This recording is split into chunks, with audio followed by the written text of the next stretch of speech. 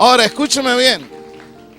Sucede algo que en la historia a nosotros tenemos que agarrar el hilo histórico para poder entender qué papel protagónico nosotros los hispanos en este último tiempo vamos a hacer. Porque nosotros no somos un montón de mensos con una Biblia que venimos acá a decir gloria a Dios y aleluya y a creer en un dogma. Nosotros tenemos un papel protagónico en la historia en este último tiempo, los hispanos.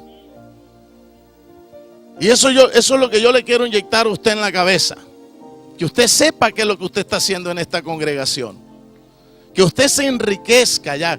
Que usted sepa dónde está parado y que en la historia usted se ubique y sabe de dónde viene. Sus genes no nacieron por la manga de la camisa, hermano. Sus genes tienen origen. Usted tiene un espíritu que está metido en unos genes y esos genes, segunda, tercera, cuarta generación, quinta generación atrás, tienen un origen y los vamos a descubrir en esta noche.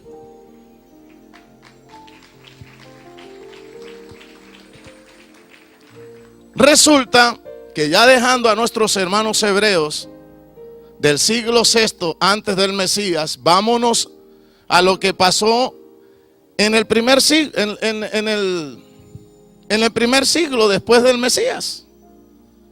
Cuando Yeshua estaba caminando con los apóstoles, los apóstoles vieron el templo y le mostraron el templo a Yeshua. Yeshua le dijo: no quedará piedra sobre piedra que no sea derribada en este lugar. Estaba profetizando que Roma iba a destruir el templo e iba a llevar al pueblo judío a la diáspora. Diga conmigo, la segunda diáspora. Ahora, ¿por qué el pueblo judío ha sido tan perseguido? Y aquí es donde yo lo quiero usted ubicar en la historia. Los palestinos no son los dueños de la tierra. Ellos la habitaron cuando los judíos estaban por fuera. Nosotros estamos llegando a una tierra donde ya estábamos, pero llegó un imperio y nos sacó y nos llevó a la diáspora y anduvimos por muchos lugares del mundo caminando, pero nunca perdimos nuestra identidad, nunca perdimos nuestro culto. Por más que fuimos perseguidos y tratados de ser aniquilados y borrados de la tierra, en 1949 regresamos nuevamente y se creó nuevamente el Estado de Israel.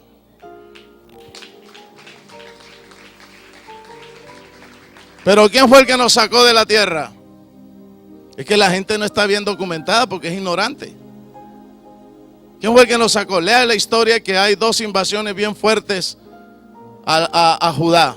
Una, el general Tito. Cuando usted lee la historia, general Tito invade Jerusalén, la quema, la destruye. Y los judíos que no logra matar, los hace cautivos y los lleva a Roma. Allá son vendidos como esclavos, otros se vuelven gladiadores, otros hacen vida en Europa, otros quedan desterrados. Y precisamente el pequeño residuo que queda, en el año 150 vuelve otra vez y coge fuerza y que tratan de sublevarse contra Roma y levantan un profeta que se llama Bar-Koba y hacen la última resistencia y Roma aniquila totalmente al pueblo judío y le pone el nombre a Jerusalén como ciudad capitolina, le quita el nombre de Israel, destruye el templo y solamente queda el cotel, el pequeño muro donde nuestros hermanos judíos van a orar para recordarse de la belleza del antiguo templo del rey Salomón. ¿Aló? ¿Vamos por ahí en la historia bien? Escúcheme bien lo que pasa. Después, Roma, para pisotear a los judíos, le pone Palestina a la tierra. Por eso es que los palestinos dicen que la tierra es de ellos. Esa tierra no es de ellos. Esa tierra es de los hijos de Israel, que una vez fueron dispersos por el imperio romano y echados fuera, pero en 1949, después de caminar en la diáspora por muchos lugares del mundo, hasta acá, hasta Europa, hasta América llegamos, hemos regresado nuevamente a nuestra tierra.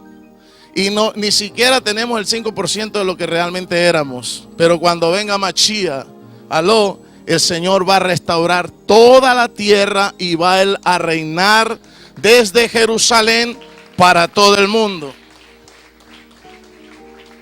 Entonces, escúcheme bien. Por eso dice aquí el profeta, y los cautivos de Jerusalén que están en Sefarat. ¿Cómo así que los cautivos de Jerusalén que están en Sefarat? Claro, porque cuando el imperio romano vino y destruyó Jerusalén, destruyó el templo, desterró a los judíos, los llevó a la diáspora. ¿Para dónde fue primero los judíos? ¿Para dónde arrancaron? Para donde estaban sus paisanos. ¿Para dónde? Para la península ibérica, para la península hebraica. Entonces los cautivos de Jerusalén, ¿dónde se ubicaron? En Sefarat. ¿Aló? Hasta ahí vamos bien. Eso fue en el segundo siglo, en el tercer siglo. Otros huyeron a Babilonia. Otros huyeron a Irán, otros huyeron a Europa. Y cuando nosotros vamos a ver, salió una palabra que dice, este hombre es más errante que un judío. Porque el judío empezó a dar vueltas y vueltas por todo el mundo. Pero sabe una cosa, siempre el Señor estuvo con su pueblo. Porque María es judía, Yahshua es judía, todo el plan profético es judío. Y siempre el Señor protegió a su pueblo. Escúcheme bien.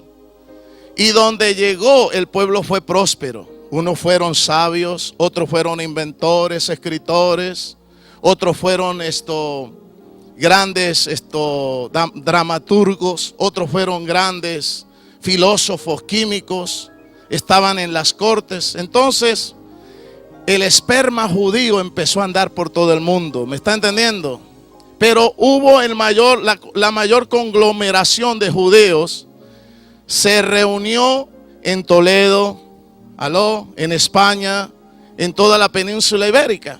Ahí se refugió mucho el pueblo. Pero escúcheme bien lo que pasó. Después que Roma colapsó, nace en el año 500 la máquina asesina. La religión más criminal, fatricida, pederastra, criminal, ladrona, estafadora, asesina de todos los tiempos. Nace en la bota itálica, nada menos que el cuerno pequeño. Nace el papado. Entonces, ¿qué es lo que hace el papado cuando el imperio romano colapsa? Empieza a coger fuerza y empieza a dominar espiritualmente, civilmente y políticamente Europa, y destruye a 3 etnias porque no estaban de acuerdo con el pensamiento del Papa. Amén. Decirle al que está al lado, no te duermas porque estamos ahí en la bota itálica. Entonces el Papa manda a matar a los godos, ayúdenme a los 3. Ostrogodos, a los herulos y a los burgundos. ¿Por qué no sabemos nada de esas 3 etnias? Porque el Papa las mandó a matar porque siempre han sido asesinos y criminales. Entonces el Papa quedó gobernando con las 7 potencias más, que son los suevos, los suizos, los alemanes, los sajones, los visigodos, los que son los hispanos, amén. Por eso es que a ustedes les cuesta trabajo dar, porque son visigodos, amén. Y empezó a gobernar con ¿qué más? Con los anglos, que es Inglaterra, y empezó a gobernar con las 7 potencias restantes, que es la Europa de hoy, con los alemanes. Entre esos estaba también los visigodos, que es el mismo Sefarat, España.